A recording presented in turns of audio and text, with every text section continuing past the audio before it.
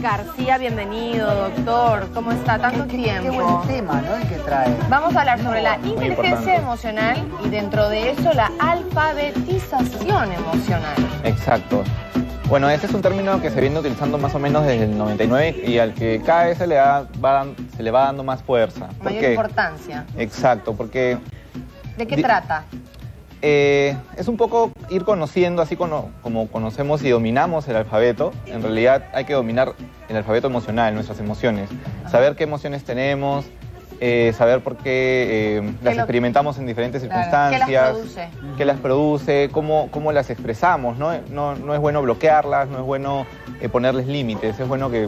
Pero para eso primero tenemos que saber identificarlas, ¿no? Lo que me está sucediendo en este momento... A eso te llamas con el orden alfabético, o sea... Exactamente, claro. Saber que tenemos... ¿Cuándo el enojo se vuelve ira o cuándo la tristeza se vuelve en depresión? Por supuesto. Pero primero estar consciente de cuáles son mis emociones, ¿no? Saber que puedo experimentar culpa, saber que puedo experimentar alegría, tristeza, ¿no? Frustraciones, confusiones. Ahora, luego viene el saber para qué me sirve cada emoción. Bien. En lo que yo me quiero enfocar en este momento es más que nada en aquellas emociones que producen una limitación en nuestro desenvolvimiento diario. ¿Como ¿no? por ejemplo? Como por ejemplo la culpa. Oh. La culpa es, digamos, algo que la gente toma como si fuera una gran bolsa y le llena de piedras y se le pone en la espalda y creyera que tiene que cargarla por el resto de su vida. Ah, que se puede uno desfogar esa culpa. Uno puede liberar su culpa en realidad. Uno precisamente se trata de eso, de aprender a soltar la cadena en la culpa y poder liberarla. ¿Por qué? Porque ¿qué es la culpa en sí? La culpa es una emoción que simplemente nos ayuda a saber que estamos cometiendo un error o que no estamos haciendo una serie de cosas bien y que podemos tomar otro camino. Pero a partir del momento en el que tú tomas otro camino, tú ya dejas de ser culpable porque estás asumiendo tu responsabilidad. Correcto. Y se puede dar que sí, efectivamente, yo reconozca mi error, que asuma la culpa, pero que considere que es un autocastigo llevarla y así la llevo por el resto de la vida.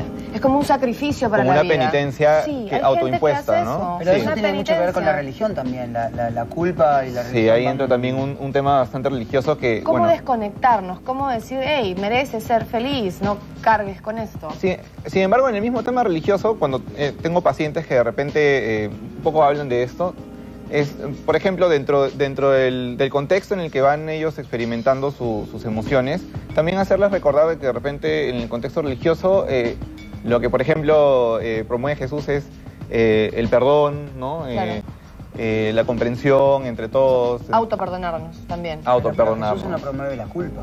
Por supuesto, no. Sin embargo, hay un mensaje ahí ambiguo de repente en el tema religioso, ¿no? Sí, sí. Y entonces, ¿cómo hacer que esa culpa no limite nuestro día a día? Poder comprenderla, poder experimentarla, sentirla, sí, buscar reatribuir esa culpa y saber qué factores fueron importantes como para que yo me haya sentido así de culpable, ¿no? Entender de verdad la situación por la que yo pude haber atravesado, entender de que yo de repente no le quise hacer daño a alguien más, que no tuve esa intención y poder aceptar eso y poder dejarla ir de a poco, ¿no? Y tomar de repente las acciones necesarias como para de repente yo dejarla ir, que puede ser acercarme a alguien a quien yo creo que le hice daño, pedirle las disculpas del caso. Y poder liberarnos. Y eso de enfrentar y pedir disculpas como que sana bastante, ¿no? Es bastante liberador, sí. Pedir perdón es bien importante. Y en casos extremos se dan... es fuerte lo que voy a decir, pero a veces cuando se han cometido suicidios, a veces los padres se sienten culpables, ¿no es cierto? Por supuesto. Es bueno buscar una terapia, porque no es tan fácil, ¿no es cierto? El asumir que un hijo se fue. Claro, por eso hablaba de la retribución, porque ellos se atribuyen una culpa que no les corresponde, que no tienen, y bueno, hay que buscar en otros factores la explicación de por qué suceden las cosas, ¿no? Claro, y los terapeutas nos pueden llevar por el camino, supuesto, ¿no? Claro, y también pasa a veces que un hijo decide irse de la casa de los padres y se siente culpable de dejar a los padres solos o a la mamá sola. Y eso no necesariamente es culpa de... Ahora, las madres somos expertas en sentir culpa, ¿no? Sí. Todo el tiempo se siente culpa. Le fue mal en el colegio, yo tengo la culpa. Y yo ahora yo tengo la culpa. Todo uno tiene la culpa. Sin embargo, es un pensamiento bastante arraigado de repente en nuestra cultura y que se puede cambiar. Las madres no deberían tener estos sentimientos constantemente de tener de que culpabilidad, culparse, ¿no? Simplemente es algo que hemos aprendido. Hemos aprendido de que si algo pasa mal con nuestros hijos, entonces es mi culpa directamente, ¿no? Cuando no necesariamente, muchas de las cosas que conforme vamos creciendo, vamos decidiendo y haciendo, son nuestra responsabilidad, no necesariamente de nuestros padres y las cosas que hayan sucedido. Y hablando de otra emoción, ¿sí? Por ejemplo, en el tema de la cólera, ¿no?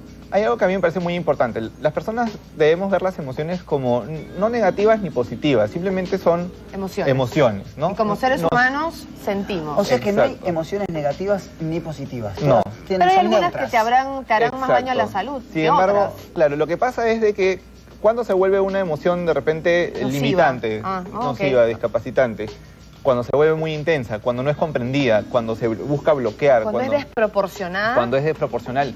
¿Pero por qué se vuelve desproporcional? Porque tendemos a interpretar las cosas de una manera. Por ejemplo, como tú me decías, las mamás.